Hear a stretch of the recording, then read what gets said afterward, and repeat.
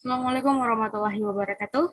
Baik, perkenalkan nama saya Magelia Sinta S dengan NIM 1916030035. Pada kesempatan kali ini saya akan memenuhi tugas dari mata kuliah studi kelayakan bisnis tentang proposal business plan. Proposal business plan saya itu berjudul Semulu Kokopet. Baik, izin share screen terlebih dahulu. Jadi, Semulu Kokopet ini adalah usaha yang bergerak di bidang produksi atau manufaktur yang memproduksi barang untuk keperluan perkebunan. Jadi kokopet ini adalah media tanam yang berbahan baku dari sabut kelapa. Nah, sabut kelapa ini sendiri itu berasal dari limbah sisa panen warga sekitar Pulau Semelung. Jadi, mengapa kokopet ini sangat bagus dikembangkan di daerah Pulau Semulu karena salah satu potensi Pulau Semulu adalah kelapa. Jadi sangat memudahkan kami untuk mendapatkan bahan baku yang melimpah. Kemudian untuk aspek pasar dan pemasaran, di mana segmenting itu terjadi pada itu dikelompokkan pada para pekebun pemula dan juga pekebun berbagai skala dan kalangan. Kemudian targetnya sebenarnya untuk seluruh farmer atau pekebun yang berada di Pulau Semulu itu target atau fokus utama dari bisnis ini. Kemudian ada positioning di mana Kokopet secara otomatis akan membuat citra baik atau akan mudah diingat oleh konsumen dikarenakan untuk wilayah Simulu sendiri, baru Simulu Kokopet lah yang memproduksi Kokopet untuk dipasarkan. Selebihnya belum ada. Jadi bisa dikatakan belum ada pesaing. Kemudian ke aspek teknis dan teknologi, di mana proses usaha dari Simulu Kokopet ini adalah rencana penjualannya itu COD dan juga disediakan di outlet atau ready stock, kemudian juga ada sistem pemesanan. Kemudian untuk persediaan produk di mana kita selalu melakukan stok, ready stock. Jadi stok selalu ada agar bisa mengimbangi permintaan. Gitu. Kemudian untuk rencana kebutuhan kerja sendiri, itu kita akan merekrut warga-warga sekitar dari pabrik agar kita bisa juga membantu perekonomian warga pesisir yang ada di sini.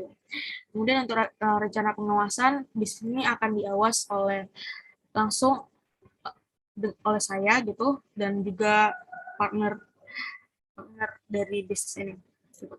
Kemudian untuk kebutuhan bahan operasi, di mana untuk pendanaan kita akan maksimalkan pendanaan ini adalah dana pribadi dan menghindari sebisa mungkin untuk melakukan pinjaman.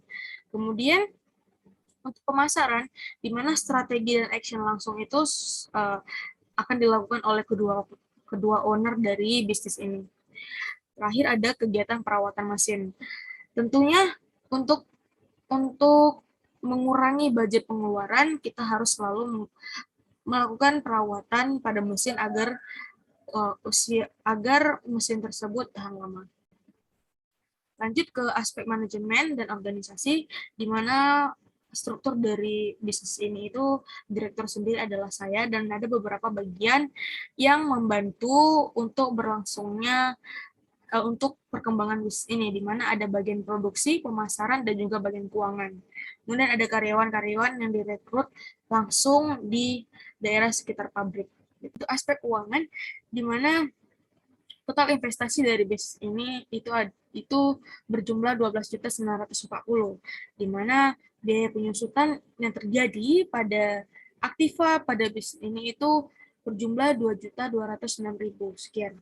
Kemudian untuk biaya produksi, di mana untuk biaya produksi ini dibutuhkan total pada tahun pertama itu total biaya produksinya sejumlah 102.736.684 rupiah. Kemudian sumber dana sendiri kita menghindari semaksimal mungkin untuk melakukan pinjaman pada bank atau pinjaman yang memungkinkan adanya bunga sangat dihindari, dimaksimalkan dengan modal sendiri. Kemudian untuk biaya HPP, di mana ini adalah biaya HPP yang terjadi pada bisnis ini, seperti persediaan bahan baku di awal, persediaan awal belum ada dikarenakan bisnis ini baru akan dimulai.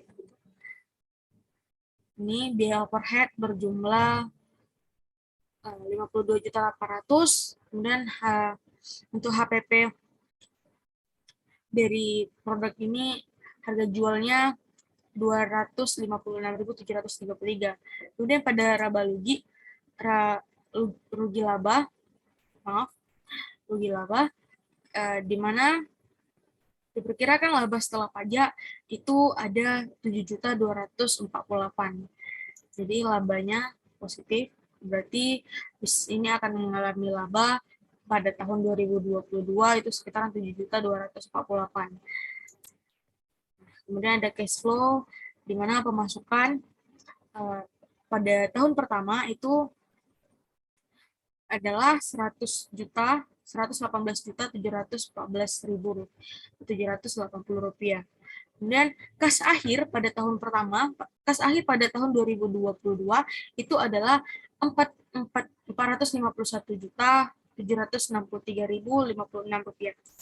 Nah, kemudian neraca di mana total aktiva itu ada 10.733 dan total pasifanya adalah 462.497.037 rupiah. Kemudian kita akan melihat apakah bisnis ini layak atau tidak itu dari BEP, di mana BEP pada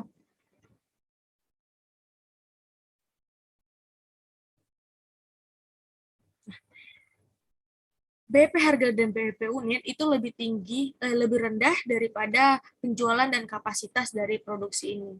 Jadi bisnis ini dinilai layak karena tingkat penjualan dan juga kapasitasnya itu lebih tinggi daripada BEP harga dan BEP unit.